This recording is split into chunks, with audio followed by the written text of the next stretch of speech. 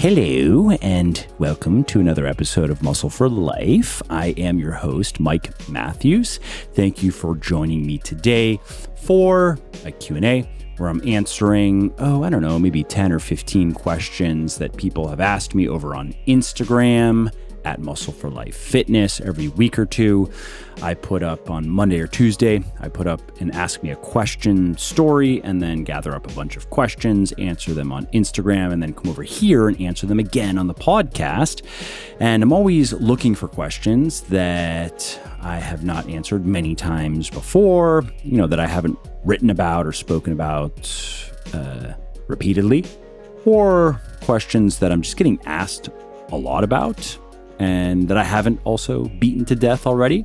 And sometimes I take some questions that just amuse me and give me a chance to at least laugh at my own jokes. And so if you want me to answer your questions, just follow me over on Instagram at Muscle for Life Fitness and look for the Ask Me a Question story that goes up every week or two, and ask me some questions, and maybe I'll pick one of yours. Before we get into it, have you ever wondered what strength training split you should follow? What rep ranges you should work in? How many sets you should do per workout or per week? Well, I created a free 60-second training quiz that will answer those questions for you and others, including how frequently you should train each major muscle group, which exercises you should do, what supplements you should consider, which ones are at least worth taking, and more. To take this quiz and to get your free personalized training plan, go to muscleforlife.show, muscleforlife.show/training quiz. Answer the questions and learn exactly what to do in the gym to gain more muscle and strength. So this is an interesting one. This one comes from a loyal Legion customer who recently tested positive for COVID and lost their taste, but Legion's Casein Plus, I guess, is one of the few foods that they can taste. Quote, "Casein Plus is literally saving me from becoming insane. Why is it?" And that's the question. Why can I taste your casein protein, but I can't taste anything else? Well, I'm not sure, but maybe I've found the cure. Maybe I am the science now. No, seriously though, I have no idea why that might be. I have not heard that from anybody else, but I am happy to hear that my casein protein powder is helping somebody get through the COVID doldrums. Okay, Brenta Villa asks, do you recommend genetic testing for health purposes? No. I wish I could get behind it because I could offer it. It is something that I could sell if I believed that there was enough good science behind it to make it worthwhile. Unfortunately, this whole industry of diet and supplement personalization based on testing, even genetic testing, blood testing, is mostly hype and bullshit. A lot more research is going to be needed to make it actually useful for everyday people. Maybe you could come up with a couple of fringe cases where some of these tests might be helpful. Elite athletes, maybe. And even then, I probably would say it's not worth it, but maybe. And people with certain types of health conditions, maybe. But unfortunately, though, for most of us, none of these services can live up to their marketing claims. You are not going to be able to take a test of any kind and then make very specific and non-obvious changes to your diet or exercise or recovery routine and notice significant benefits. And I say non-obvious changes because there are certain things that everybody should just do that you could take a test to confirm, but you don't need to. Like, for example, if you are not currently eating a lot of relatively unprocessed, nutritious food, and you were to take even just a simple blood test, it might show that you are maybe not deficient, but you're in the insufficient range in certain key nutrients, and therefore you should eat more nutritious food. You should eat more fruits and vegetables and seeds and legumes and whole grains and so forth. But you don't need to take a fancy test to know that. Just know if you are not doing that right now, you should do that. And the same could be said for eating enough protein, for example. and doing a lot of proper strength training and doing some cardiovascular exercise as well and getting enough sleep and so on and so forth. Okay, Bubba Zigged TV asks, is vegan protein a source of vegetables? No, definitely not. And neither are greens supplements, even ones that claim to provide many servings of vegetables in just a scoop or two of green powder. That is not the same as eating those foods. That's what you need to do if you want to maximize your health and longevity and performance. You need to eat fruits and vegetables every day. A couple of servings of fruit a day is a good target to shoot for. 4 to 6 servings of vegetables per day. That's another good target to shoot for. And I think it's also smart to include 1 to 2 servings of whole grains every day as well. And if you are not doing that, you cannot just take a greens supplement and think that you have your bases covered. And some people, they try to get fancy and they take a greens supplement and a fiber supplement because they recognize that the fruits and vegetables that have been turned into the powder have obviously lost fiber. And so they try to replace that fiber with supplementation. And I suppose that's better than not eating much fiber at all, but that is still not the same as eating the foods because there are many other different types of molecules and nutrients that are in whole foods that are not in powdered versions of those foods, that are lost in the processing, that have many beneficial effects in the body. And so in a best case scenario, your average greens supplement, which is just powdered vegetables and fruits mostly, is a poorly formulated multivitamin, basically. It can have nutrition, of course. It can have various vitamins and minerals and phytonutrients, but I've never seen one that is formulated in such a way to provide the right amounts of the 20-something vitamins and minerals that should be in a high-quality multivitamin. Instead, greens supplements have a bit of this, a bit of that, too much of this, too little of that, and there usually isn't much thought given to the actual nutritional profile because that's not how the products are marketed. The products are usually marketed as an all-in-one nutritional shake, an all-in-one nutritional replacement shake, or just a direct replacement for fruits and vegetables, which of course is what many people want to hear, especially the vegetables. They don't want to eat vegetables. And so if they can just drink this glass of swamp juice every day instead of eating vegetables, they will gladly pay $50, $60, $70 a month. CAA 1997 asks, thoughts on Will Smith versus Chris Rock? And I realize this question is a bit dated by the time this podcast comes out, but I'm going to answer it anyway. And I would guess if I had to bet money and then look into the crystal ball and get my answer, I would say it was probably staged. But more to the point, who cares? Screw Hollywood and all of its sanctimonious celebrities and all of its degenerate propaganda. C. Gob asks, what do you think the shoulder pain is the result of? So this is my shoulder pain that I was having a couple of months ago. And for me, it was the result of tight muscles. So on my right-hand side, my lat was tight, my subscapularis was tight, my infraspinatus was tight. And eventually, if those muscles get tight enough and quote unquote sticky enough, at least that's how my massage therapist describes it, where the tissues are not moving as smoothly as they should or as smoothly as the other side of my body, then I can get shoulder pain. And this is actually a common issue among lifters, that combination of tight lat, tight subscap, tight infraspinatus, just the tight rotator cuff muscles and a tight lat can cause shoulder pain. And it can be hard to prevent. It can be hard to resolve. But what did resolve it for me, I have mentioned this before on the podcast, but I'll mention it again in case you have not heard, is dead hangs, just daily hangs from the pull-up bar. So I've been doing 4 sets, 5 days a week. When I'm in the gym lifting, I just go and hang in between sets of my regular training. So I'm hanging there for about 45 seconds. I let everything stretch. I move around a little bit, move my head around a little bit. I kind of bring my shoulders forward, push them back, twist my body. Again, just really stretching and feeling that tension.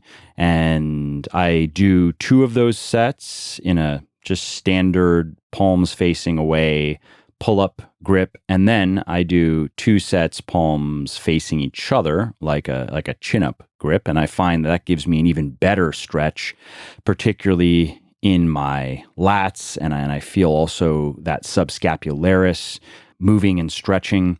And within 3 weeks or so of doing those, not even daily dead hangs, 5 times per week, my shoulder issues were completely resolved. And the massage therapist I see every week also immediately noticed a difference that those areas were now not feeling sticky anymore and were moving smoothly. So that resolved a couple of months ago, and I've continued now my normal training, back to pressing heavy weights, and still no problems whatsoever. So if you are having any shoulder issues, I recommend trying the dead hangs. I've already heard from people who have emailed me just to let me know that they heard about the dead hangs, probably here on the podcast previously. They started doing them, and it also really helped their shoulders and whatever issues they were having, which are not necessarily the same issues that I was having. It can help with all kinds of shoulder issues. And if you do not have shoulder issues, doing the regular dead hangs can help keep your shoulders healthy and prevent issues. So I recommend them for everybody. Again, I just do them when I'm resting in between sets of my normal training. So it doesn't even add any time to my workouts. Okay, Angle02 asks, I'm following your Muscle for Life program, but I'm getting hungry on my calculated macros. Suggestions? Well, assuming that your macros are set up correctly, assuming that your calories are then set up correctly, assuming that you are in a moderate to maybe aggressive calorie deficit, but not reckless, nothing larger than maybe 20 to 25%, unless you are very overweight and have a lot of fat to lose, then you can get a bit more aggressive and do just fine. But for most people, something around 20% is a sweet spot. And if 20% does not work for whatever reason, if that's too big for you, you can go down to a 10% deficit, but I would not recommend trying to go smaller than that because you're simply not going to lose any fat or lose any weight is really what's going to happen practically. And even at 10%, you have to be very careful, very meticulous with your tracking or your planning because obviously you don't have that much wiggle room. And also keep in mind that a 10% deficit is pretty slow fat loss. You are probably going to lose something around maybe a half a pound of fat per week, maybe even less than that. And so that might be appropriate if you are a jacked and shredded natural bodybuilder who's getting ready to step on stage. But if you are a dude at 25% body fat, or if you are a woman at 35% body fat, that is not going to be very encouraging because you are not going to see much of anything in the mirror. It's going to take months until you really start to notice a difference. And you almost certainly can be more aggressive in your dieting and see faster results with basically no negative unwanted side effects. So assuming that calories and macros are set up properly, here are a few simple ways to make fat loss easier. Another way to look at it is you can calibrate your calories so you lose something around 0.5 to 1% of your body weight per week. If you try to lose fat faster than that, you are probably going to run into some problems, again, unless you have a lot of fat to lose. So now my second tip is to eat a big salad every day and put cucumbers in that salad and put other vegetables, bell peppers, for instance, taste really good in salads. Any other vegetables that you like that can go into the salad, do that and add protein. Great way to get in vegetables, to get in protein, and to get full. Another tip is to get enough sleep. This is a huge one because undersleeping increases appetite. And of course, hunger is the nemesis of dieting. If you do not get enough sleep, you're going to have a very hard time reaching your body composition goal. My next tip is to eat a big bowl of vegetable soup every day. And anything with a lot of zucchini seems to work particularly well. probably because of the volume that comes with it. It is very filling. And research shows that our body, our appetite, I should be specific, responds more to the volume of the food that we eat than the calories. So if you can fill your stomach with a lot of food that doesn't add up to a lot of calories, you are going to do better with your diet.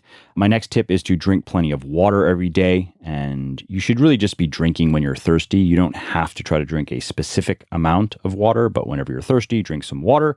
And research shows that carbonated water in particular may further improve satiety. So if you like club soda or sparkling water, drink that. Final tip is to eat strawberries and watermelon every day because a cup of each, so 140 to 150 grams of each, is just 50 calories, give or take. And so if you look at what 100 calories, for example, of strawberries or 100 calories of watermelon is, great snack. Not a lot of calories, delicious and filling. Moving on to great name well done. They ask, is there a ceiling/max with progressive overload? It's a good question. Yeah, there definitely is. I mean, eventually you can't add reps, you can't add weight, you can't add sets without getting hurt at least. And that really means the end of progressive overload, right? Because those are the only levers you can pull. You can do more reps, you can do more weight, or you can do more working sets. However, practically speaking, most people will never get there with any major muscle group because it takes at least 5 to 7 years of tough training to gain most of the muscle and strength that is genetically available to you. Say 80 to 90+% of the muscle and strength that is genetically available to you. 5 to 7 years of consistent, tough training and proper dieting. And if you do ever get to the point where you can't effectively, progressively overload, let's say most of the major muscle groups in your body, you are probably not going to be too concerned about that because you are going to be jacked. All right. Mega Beast asks, advice for modeling healthy behavior for kids. Well, some of the things I think about with my kids is I want them to see me eating a lot of healthy food. I want them to see me exercising and being active. I want them to see me reading. I want them to see me having fun, doing things just because they're fun, asking questions, working hard, making good financial decisions, loving my wife. And my wife and I are pretty good on all of those points. Not perfect, of course, but you don't have to be perfect in anything to get great results. And it's working well. My kids eat well. They are willing to eat fruits and vegetables and whole grains. They don't have a big sweet tooth. We let them have these little ice cream bars. So we get them either these little fudge bars that are 100 calories or these little Yasso yogurt bars that are Greek yogurt based. And I think they're also about 100 calories. We'll let them have one of those per day. And some days they want one, some days they don't. They are into playing sports and being active, playing with each other, not sitting around in front of a screen all day. We don't allow that. If we were to allow that, they would definitely do more of it, but we only allow a few hours of that on the weekend, not on the weekdays. And they have a interest in books, not overly interested. They like when I read to them, so that's something. And they ask a lot of questions like most kids. Sometimes it is too many questions, but that's like most kids. And they, on the whole, are happy, healthy kids. Kate Foreman Yoga asks, what is your favorite fat burner? Was always under the impression these didn't work or were not safe. Most fat burners are absolutely useless. That is very true. And that is probably never going to change, at least not anytime soon, because many, many people are willing to pay a lot of money for these products, regardless of what is in them. And of course, that is a great recipe for great margins, and great margins is a great incentive for unscrupulous people to lie for money. That said, though, I stand by Legion's fat burners, Phoenix and Forge. Those are very different formulations. I stand by the marketing and the conservative claims that are made as far as efficacy. They are not wonder pills. They are not sold as wonder pills. They are sold as supplements, supplementary by definition, that can help you burn a little bit more calories, burn a little bit more fat, experience a bit less hunger, experience fewer cravings or less intense cravings, and on the whole, make your cut a little bit faster and more enjoyable. Kayla Delahant asks, biceps vein, key factors, #goals. Well, some people are naturally more vascular than others. Like I myself am not a very vascular person. I have to be quite lean to have a lot of vascularity. But if you get big muscles, so big biceps in this case, and low body fat, you will have visible veins. And that also goes for any other muscle group. You have to have big muscles and low body fat. That's really it. That is the recipe for vascularity. Carrie A. Fellows asks, thoughts on cryotherapy, scam or legit? Well, the research that I've looked at, and I've looked at a bit because some time ago I wrote an article on cold showers. I was taking cold showers every day. And at that time, I looked into a fair amount of the literature on cold therapy. So based on what I have seen in the past, cryotherapy doesn't do much of anything. Maybe you'll have a little bit less muscle soreness with cryotherapy after particularly intense training. But if you wanted to have less muscle soreness, or if you wanted to benefit from cold exposure in any other way, cold water immersion, that really is the best way to do it. And that, of course, is the most inconvenient, and it's also the most uncomfortable. So most people don't want to do it because the protocol that you'll find in a lot of the studies that I've looked at is anywhere from 5 to 7 minutes in very cold water, 50s, 60s degrees water, Fahrenheit, obviously, and fully immersed up to your neck. If you are willing to do that, then yes, you can bring down inflammation levels, you can reduce muscle soreness after intense training, but you will also blunt muscle building because remember, inflammation is part of the process of muscle building. So I would not recommend doing a workout and then doing a cold water bath, an ice bath immediately after if your primary goal is to improve your body composition. But if you are an athlete who has to do a lot of really hard training and you are struggling to recover in between your workouts, or if you could benefit from just a little bit less muscle soreness in between your training sessions, then that might help. All right, Kev Sandoval asks, predictions for the year 2030. Well, there's a chance that we will all own things and the elite pedophiles are going to be very unhappy. Musa Lube asks, your most recommended history books to understand current landscape? Well, one I would recommend is New World Order by Stone is the last name. I believe it's Sean Stone. And yeah, it sounds like a conspiracy theory book, but it's very well researched and well reasoned. And it throws a lot of light on current circumstances and trends and will help you understand the Great Reset crowd in particular, the people who are calling for a global transformation of, well, just about everything, of life as we know it. And they, of course, say that their intentions are noble and they are working to create a utopia, but I am not so sure about that. Anyway, another book that I recommend for better understanding Clown World is Propaganda by Bernays, which is, of course, a classic book on, well, the power of propaganda, and specifically the power of mass propaganda through mass media and mass entertainment. And Bernays was an influential guy, by the way. Look up who he was before you read the book if you are curious. A lot of powerful people listened to him. And a fun little fact is his great nephew is Mark Randolph, the co-founder of Netflix. And the last book I'm going to recommend here is Brave New World by Huxley, not because it's a very good book. I actually didn't like it at all.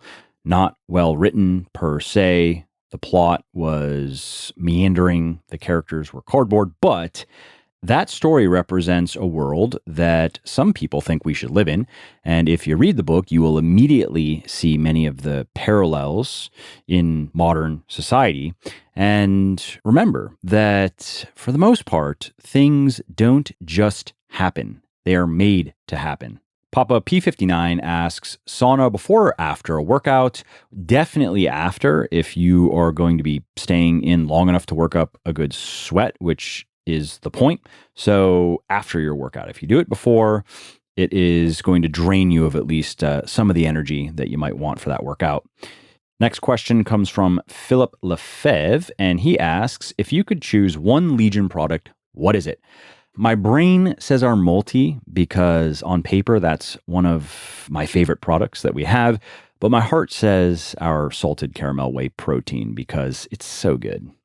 Ross0705 asks, pulse before all workouts, cardio and lifting, or just lifting? What about deload weeks? Well, what I do is I take Pulse, which is my pre-workout, Legion's pre-workout. I take that before lifting, but not cardio. And I do take the stim-free version of it, by the way, because I have my caffeine in the form of espresso first thing in the morning. And then that's it for me for the day for caffeine. And I also do take that stim-free pre-workout Pulse on my deload weeks. But I'm not sure if I would do that if I were paying for it, but I'm not paying for it. At least I'm not paying much for it. And so I do it. If I were a customer of Legion's, though, I probably wouldn't bother on my deload weeks. I would just keep it for my hard training. And one reason to keep using it on your deload weeks is to just keep your beta alanine intake consistent, because for beta alanine to work, it needs to accumulate. It accumulates actually in the form of carnosine in your muscles, and that takes a little bit of time. So if you took a week off, your carnosine, your intramuscular carnosine levels are going to decline at least a little bit, but that's not a big deal. Again, I wouldn't bother with it when deloading if I were a Legion customer paying full price. All right, final question comes from Shamunk7, and they ask, what do you love most about your wife? Well, a few things. Her poise and her sanity and her loyalty. And those are things that I have come to appreciate a lot as I've gotten older and understood a little bit more about the ways of the world and how people are when their masks come off. And, those are things that I did not appreciate enough when I was younger. But fortunately for me, Sarah stuck with me long enough for me to get at least a little bit wiser. Well, I hope you liked this episode. I hope you found it helpful. And if you did, subscribe to the show because it makes sure that you don't miss new episodes. And it also helps me because it increases the rankings of the show a little bit, which of course then makes it a little bit more easily found by other people who may like it just as much as you. And if you didn't like something about this episode or about the show in general, or if you have ideas or suggestions or just feedback to share, shoot me an email, mike@muscleforlife.com, muscleforlife.com, and let me know what I could do better, or just what your thoughts are about maybe what you'd like to see me do in the future. I read everything myself. I'm always looking for new ideas and constructive feedback. So thanks again for listening to this episode, and I hope to hear from you soon.